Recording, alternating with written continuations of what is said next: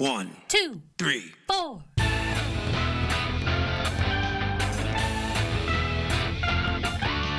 Monster movie. Fun time, go! Monster movie. Fun time, go. Monster. Movie. Fun time. Go!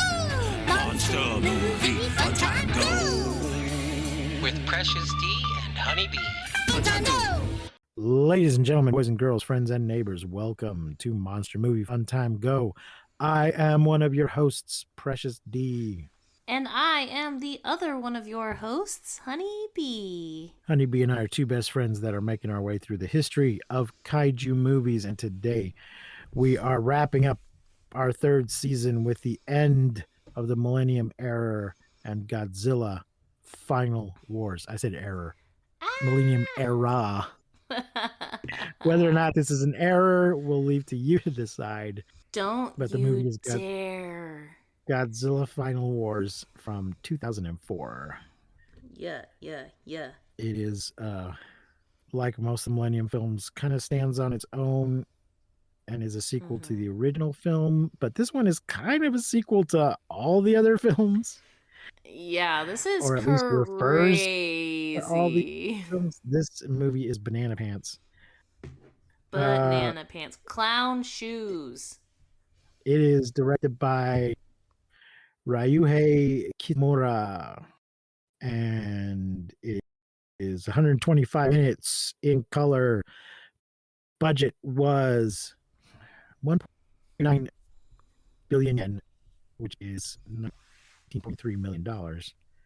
Box office was 1.2 billion. So it's no wonder they didn't do one after this, but it does seem like this film was intended to be the last, if not the last for all time, the last for this current crop of films. It did coincide with the anniversary of the franchise, so there's a lot of, they basically crammed everybody in. A lot of returning monsters. Let's take a look at this cast. Masahiro Matsuoka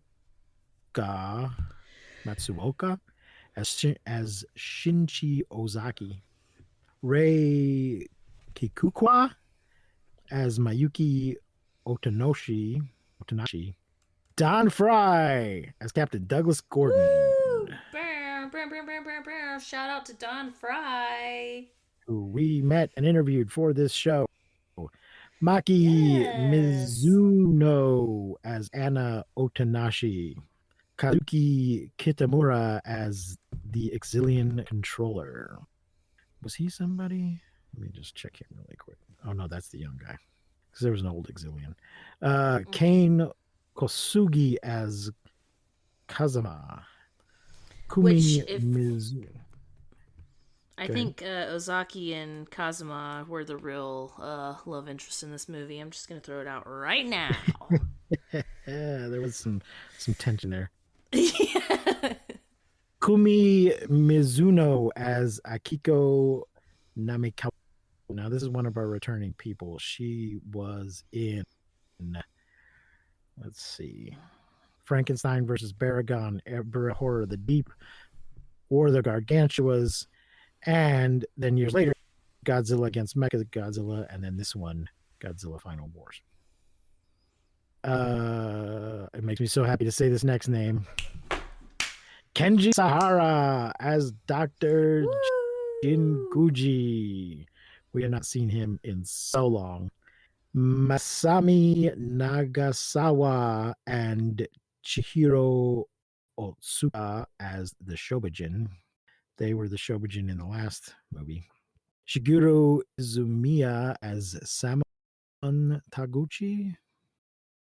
Masakatsu Funaki as Commander Kumasaka. Kenji Kohashi as X. Matsato Ibu as Exilian General. I think that's the guy I was thinking of. Yes, and that guy was in Godzilla versus Megaguirus. And then Godzilla Final Wars was the only other thing. So he was in another Millennium film, not a real twins. Jun Kunimura as Major Kumoro, Akira Takarada as Nataro Daigo. That was the Heyo. Secretary General of the United Nations, I think. Kenta Suga as Kenta Taguchi, Tsutomu Kitagawa as Godzilla, Naoko Kamio as Manila and Rodan, Kazuhiro Yoshida as Gigan and Hedora, Toshihiro Ogura as Anguirus and Ebera, and Motokuni Nakagawa as Monster X, King Caesar, and Kaiser Ghidorah. Woo! All of the kaiju. And nobody played Zilla because it was computer generated. Yeah, very obviously. They put the American Godzilla. They mentioned the American Godzilla in one of the other ones, but they actually put him in this one, but make him very obviously computer generated to poke fun at Godzilla 98. Because all the other ones are guys And it worked. Yeah. Yeah, it worked. I was like, shots fired. Yeah. The shade. What were you about to ask me? Oh, I was about to ask, like, what are your initial thoughts? Because it kind of sounds like you might feel like this one sucks. It's I mean, it's not great, but it's not terrible, but it is just so much crazy nonsense that I think it ends up being fun. And yeah, it refers back to everything, including like this is the real reason we watched Atragon, which does technically does have kaiju in it, but it's not really about the kaiju. But the reason we watched it is because that ship and that kaiju were going to show up in this movie. And that's why I put it on our list, so that we would have the full experience. The Gotengo, the Japanese name for the ship is the Gotengo, but the American version of the film is called Atragon. So I won't get to the rating yet, but yeah, it's definitely not my favorite. It is great seeing all those old people come back. Didn't really care about all the sort of Sentai Power Rangers shit going on. Oh, come on. I just would have rather seen more of Godzilla than all of that nonsense. Yeah, that's probably my only complaint is just like there wasn't enough Godzilla for a Godzilla movie. And there wasn't a mecha. He just took forever. Those guys never got inside a Mecha Godzilla at any point, which they should have. Right. But there'd already been 2 Mecha Godzilla. There was sort of a mecha, but it wasn't. They had the ship instead. Instead of a Mecha Godzilla, they had the Gotengo. But I think maybe because they had just done 2 Mecha Godzilla movies in a row might be why he was left out of this one. So, what are your initial thoughts? Really, yeah, I was just kind of bummed that there wasn't very much Godzilla, but really that's my only complaint because I really enjoyed the Power Ranger bullshit. I really enjoyed the just like getting to see everybody and being like, and knowing like, Anguirus, Ebera, like just knowing all of the monsters and being able to like see all of the kind of Easter eggs in this movie. Also, I want to say shout out to, was his name Patrick? Was it Patrick? Who was like, we're like, who's your favorite kaiju? And he was like, Gigan. And I was like, what the fuck? Because I had only seen the original Gigan, but I get it after watching this movie. Like, oh, okay, all right, sure. Like, Gigan's a bit of a fucking badass in this movie. So shout out to Patrick. I get it now. And so yeah, I really enjoyed watching this movie and just getting to see all of like our favorites or our not so favorites, just like the classics, coming back and kind of getting to see everybody and being like, oh shit, yeah, like it's so and so, Hedora, like all these things. So I really, really fucking enjoyed this movie. But yeah, I would say the only thing was, and it's probably because there was so many kaiju in this movie that we just got very little Godzilla. Right. And so yeah, that's probably like my only complaint, I'd say. But also I really think that Ozaki and Kazuma are the romance in this movie. You cannot convince me otherwise. There were like 3 scenes where I'm like, oh, they're about to make out. Nope, damn it. I mean, no, they don't, but nobody else does either. So it's true. They don't, but they get so close. There's nobody that's in more of a romance than they are. Yeah. I did think the Shobijin looked, even though the same ones, they looked a little more like twins in this movie. They did a better job. I did love the bobs. Making them look alike. It might have been the hairstyle, I'm not sure, but yeah, they looked a little more alike. And I want to say, Yeah. Akira Takara's suit. I used to have a suit Mm-hmm. very much like that in a different color with that same texture, the same Oh. shininess. Mine was more of a bronze color. His is kind of silvery. You guys all know Precious and his suits. They're a big hit. Well, let's dive into the plot here. So, yeah, and this was the last movie until 2014. The last Godzilla movie until 2014. What year did I say this was?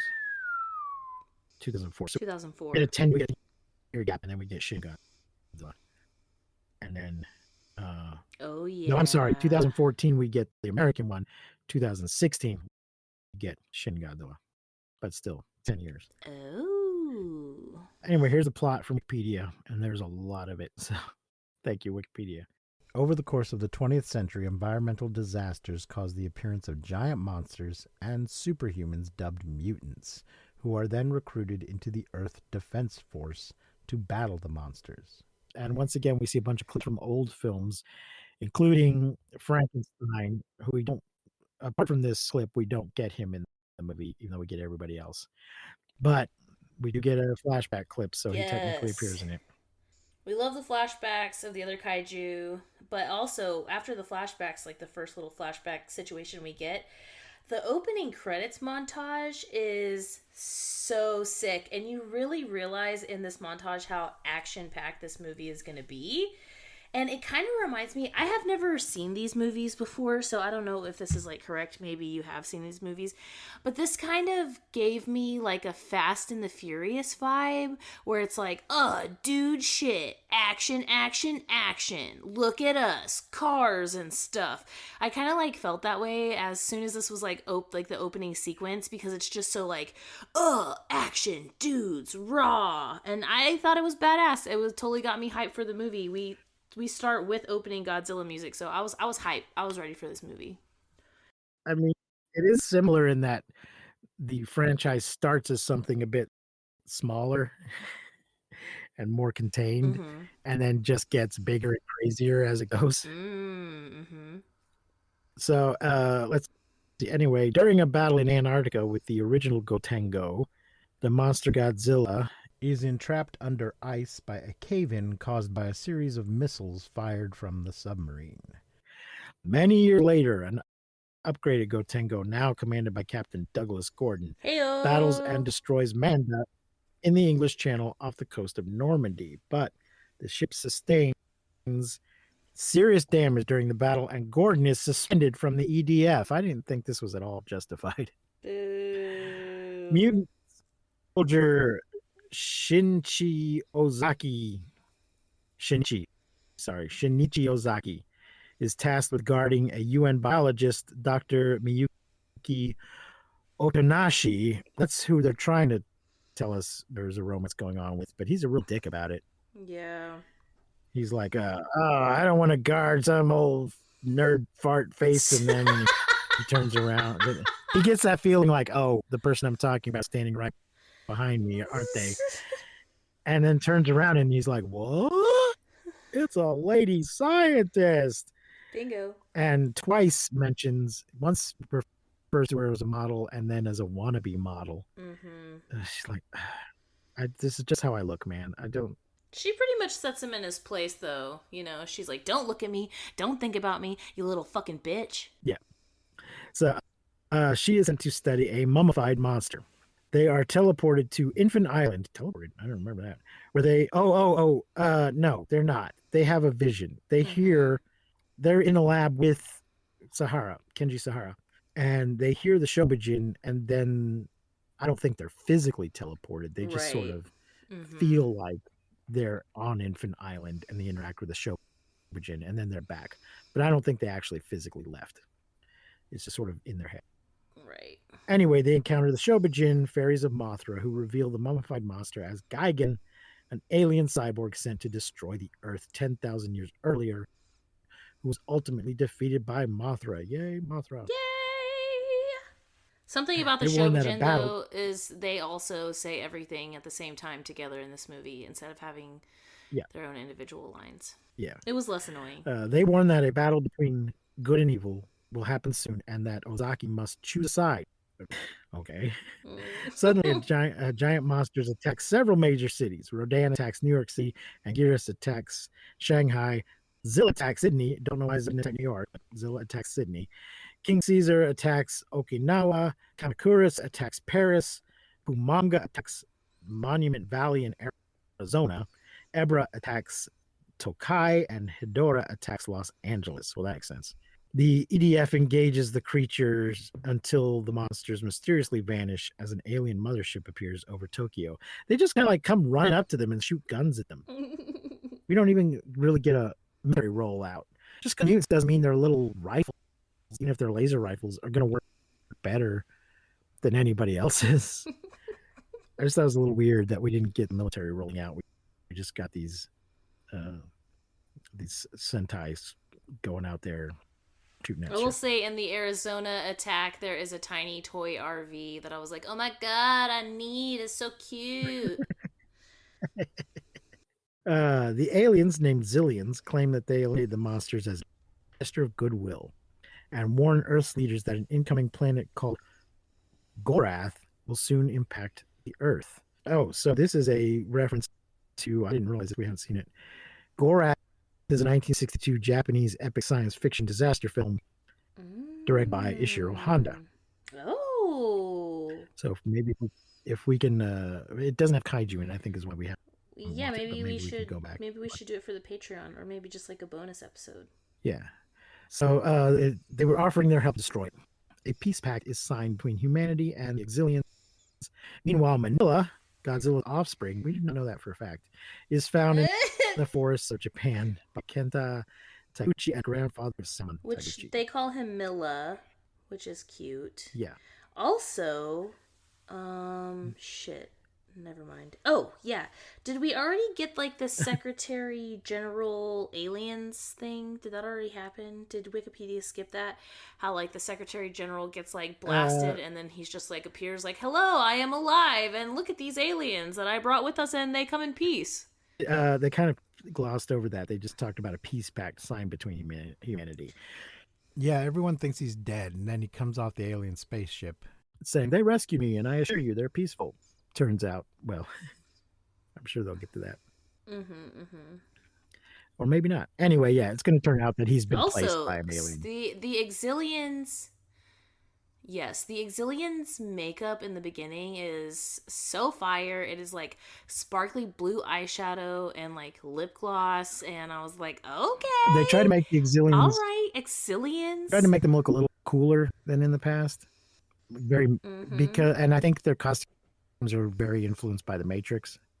Yeah, there was a lot of Matrixy moments. There's a little bit of high collars that hint at their old costumes, but basically they're wearing black trench coats and sunglasses now instead of the weird alien sunglasses they had before. Yeah, do a couple of Matrix bullet time things that are not quite as good. Distrusting the Exilians, Ozaki, Miyuki, and Miyuki's sister Anna discover that the Gorath shown by the Exilians is actually a hologram and that the aliens have replaced several members of the EDF with duplicates. That includes the secretary and the director of the EDF. kills his superior to assume command, revealing the plan to use humans as a food source while taking control of all the mutants except for Ozaki through a property in their DNA known as M-base. So the Exilians have M-base, the Kaiju have M-base, and the mutants all have M-base. And if you're wondering, in this Matrix kind of thing, Ozaki is the chosen one. And then they drop the M-base. X also has the monsters placed under his control through M-base in their DNA and awakens Gigan to wipe out the EDF. The group escapes in a repair to Tengo, although Gigan pursue them. Gordon convinces them to travel Antarctica to release Godzilla. Okay, we got to talk about Gordon's intro back into the movie because it's like Ozaki's like, there's only one person left that we can trust, and then it just like goes to like Don Fry, and I'm like, fuck yeah, with his like mustache and his like really deep crackly voice. It's just so good. And for some reason, the white guy is the only person in the film with a samurai sword. which is sick. But it's funny that everyone else And has he doesn't guns. use it that much either. He uses it in the A end. little bit. But I'm saying he's not just mowing down people with it. He mostly poses with it. Let's see. Oh, so Godzilla is immune to the Exilian control. Thanks to a lack of M-base and easily destroys Gigan. Gotengo then guides Godzilla into a series of battles with the other monsters. Godzilla defeats Zilla, Kumanga, Kamakuris, Rodan, Anaheim, Azusa, and Kukamanga, King Caesar, Anguirus, Ibira, and Hedora before the Gotengo leads Godzilla into Tokyo to engage the Exilian. And their plan is that they're going to then dump Which him in Antarctica. brings me to like, yeah, they're just gonna freeze him again. But it brings me to one of my favorite lines in the whole movie that actually Captain Gordon / Don Fry says, and he's like, Godzilla can handle the monsters. I'm gonna kick that little Exilian kid's ass. It's so funny. And there, who is this? So Is the other woman's sister? Which I didn't realize they were sisters. Yes. Yeah, there's Anna. somebody who's making, she and Gordon are making googly eyes at each other. When they go off to fight, she's like, "Just he like come back," he- and he calls her sweetheart. But being Yeah, and he like gives her a camera, and he's like, "You're gonna it survive." just seems to have a lens on it for some reason. But being as this is a Japanese film, nobody actually smooches at any point, or even holds hands. I don't think. After penetrating the mothership, the humans are captured and brought before X as he summons Gorath to Earth. Godzilla destroys Gorath just before it crashes, but this unleashes Monster X and the two monsters battle. An upgraded Gigan joins Monster X but is intercepted by Mothra, who is gravely wounded while managing to destroy the cyborg. Yeah. At first, I was like, this movie. I mean, it's fun and all, but there aren't any new monsters. There's one that looks like it's new, but then it turns out it's not. Yeah. Well, and then Ozaki and Kazuma have this one little part here too where they try to make out again but don't. And then he like sacrifices himself. Kazama like sacrifices himself, and then like the monsters are fighting, and there's like some 41 music playing, like bam, and Ozaki's like, "Get a grip! You killed my boyfriend! Fight!" I'm like, wow, these two, this is good stuff right here. They have a sparring match in the beginning of the movie, and that's the beginning of the tension between them. I did like that line. Is like the point is not to win the battle, and he's like, well, then why are we fighting? He's like, the point is to become stronger than you were yesterday. Which I guess when it comes to training, yes, that would be the point. In the Exilian ship, X reveals that both he and Ozaki are superior beings known as Kaisers. Powerful beings distinct from regular mutants born on rare occasions when human DNA and M-base are combined, before directly taking control of Ozaki to turn him against the group. A fight breaks out, and X loses control of Ozaki due to the Shobinjin's blessing.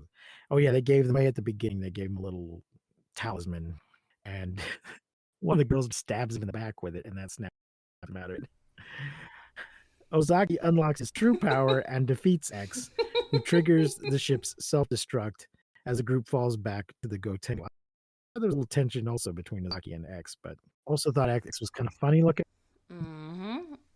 This one's for the boys. I think meant to be, sexy bad boy.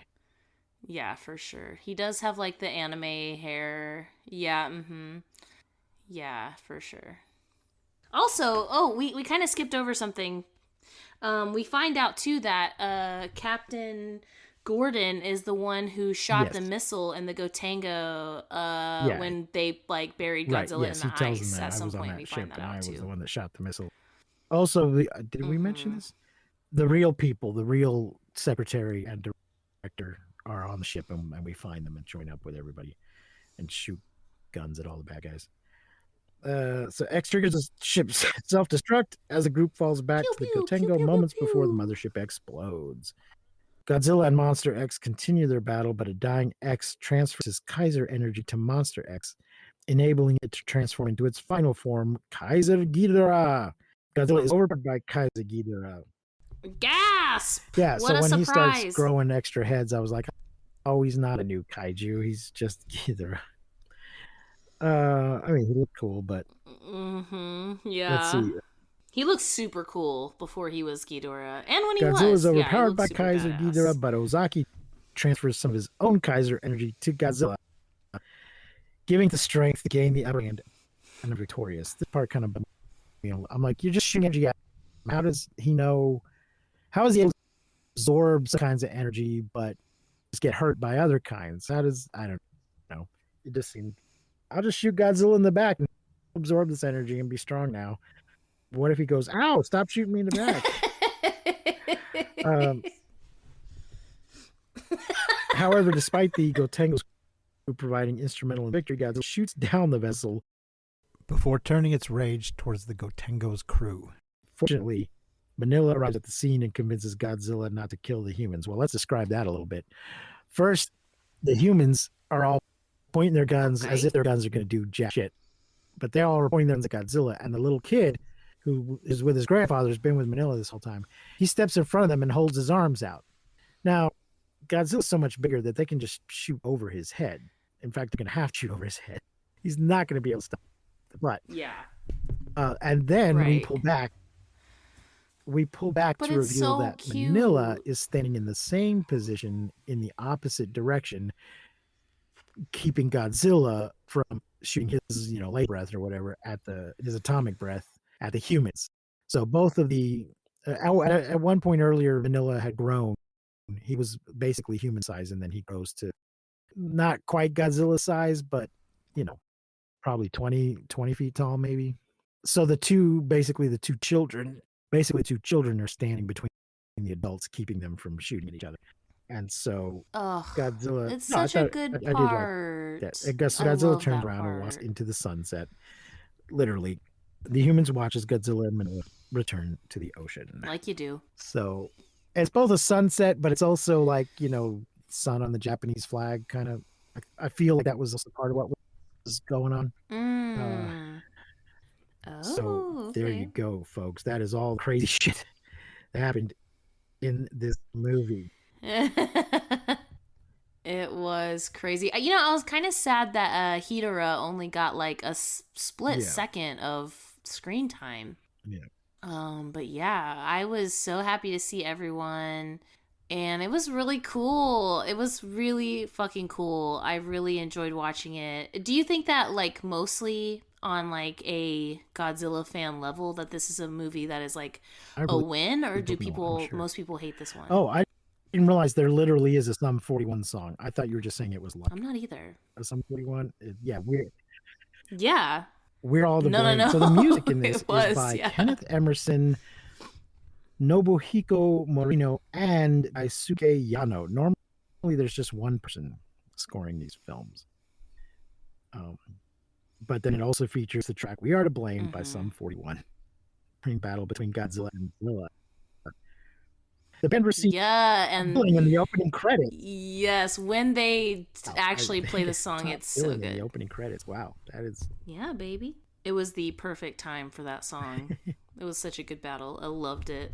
There was so much action in this movie. It was very, very action-packed, kaiju and people. Because even the people, like you said, were doing some like crazy Power Ranger shit. Like there's that moment on the roof, where they're like running around and and they're like flying at certain points. It was very Power Rangers, and I was here for it. I loved it. I am wondering though if this is, for most like stans of Godzilla, if this is one of the movies that just like bombed, or if this is like an alright, I don't know. I love that one kind of movie.